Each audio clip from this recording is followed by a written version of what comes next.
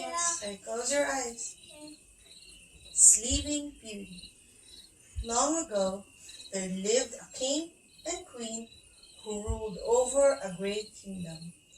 When their first child was born, there was great rejoicing and they held a big party to celebrate her birth.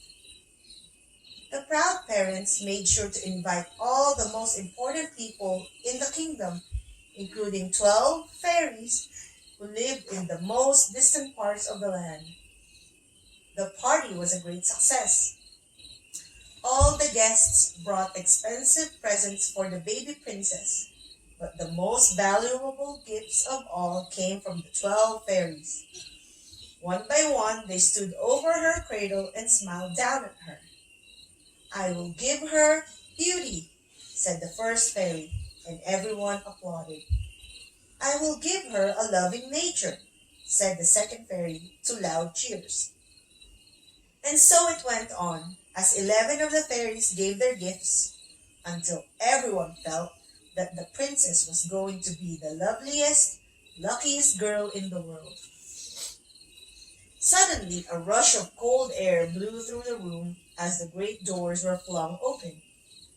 There on the doorstep stood a very old woman.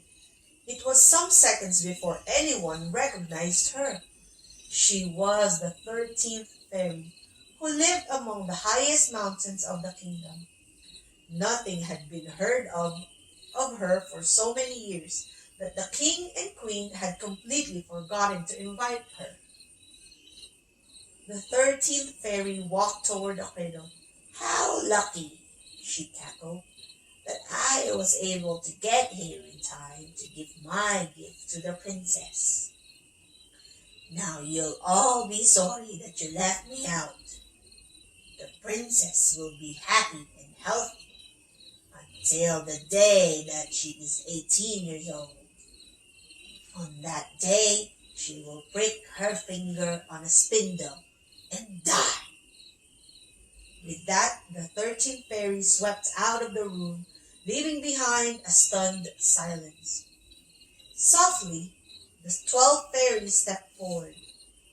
I cannot undo my sister's words, she said, but I can make them easier to bear. The princess will still prick her finger, but instead of dying, she will fall asleep for 100 years. As the princess grew up, the king and queen took great care of her. While she was still a baby, they had all the spindles in the kingdom collected together and burned. As everyone had wished, the princess grew up to be kind and happy and beautiful. On the morning of her 18th birthday, the princess awoke early and walked in the courtyard of the palace. She was looking forward to the celebrations that would be held later in the day. Suddenly, she noticed a little door in a tower that she had never seen before. Overcome with curiosity, she opened the door and climbed the winding staircase inside. At the top of the steps was another door. The princess opened it and found a little room in which an old woman sat spinning. Of course, the princess had never seen a spinning wheel and a spindle. She stepped forward and asked the old woman what was she doing. Why, I'm spinning, came the reply. Would you like to try, my dear? Come closer.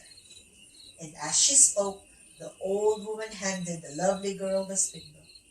As the princess took it, she pricked her finger and fell at once into a deep, deep sleep.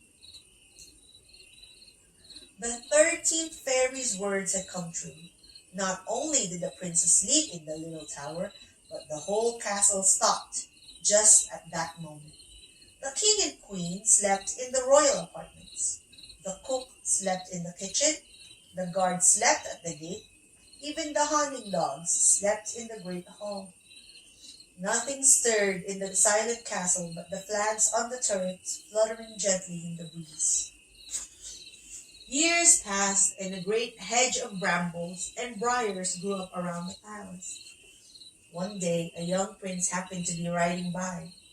He saw a tower above the brambles and asked his servant what it was. Well, there's an old legend, replied the page. Some people say that a beautiful princess lies asleep inside, but no one has been able to reach the palace for 100 years. The prince was interested by the story. He took out his sword and hacked his way through the thorny hedge, on which hundreds of flowers bloomed. When he came to the palace itself, he was astonished to find the whole place asleep, just as at the moment when the princess pricked her finger. At last the prince came to the tower where the princess lay. He looked down at the lovely girl and at once fell in love with her, although he feared she was dead. He could not resist bending down to kiss her. The prince's kiss broke the 13th fairy spell.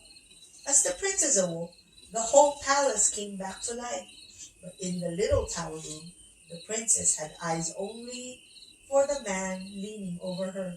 So the princess's birthday was a day of great celebration, and very soon there was cause for an even bigger party when the princess married her prince. But you can be sure that this time the king and queen were very careful indeed about the dresses. The end. Good night, boys. Good night, babies. Hug and kiss? Okay, then I'll just kiss you. Hug and kiss. Good night, Bob. Bye.